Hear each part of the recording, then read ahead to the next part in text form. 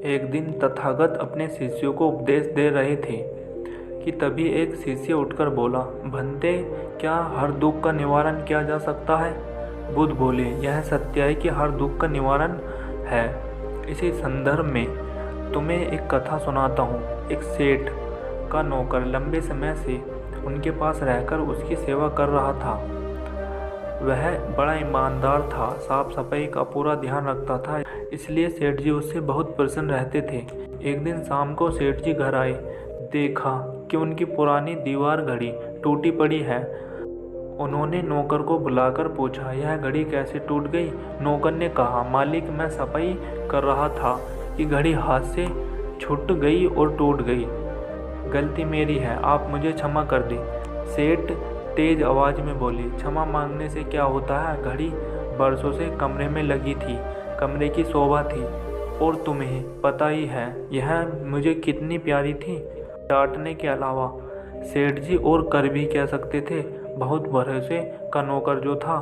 रात को सेठ जी को नींद न आई। बार बार घड़ी टूटने की बात मन में उठ जाती थी। अचानक उनकी निगाह नौकर पर गई। वह खर्राटे ले रहा था।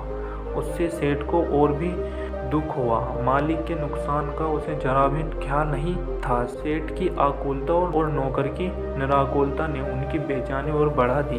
अगले दिन सेठ ने एक प्रयोग किया। नौकर ने दिन भर काम किया।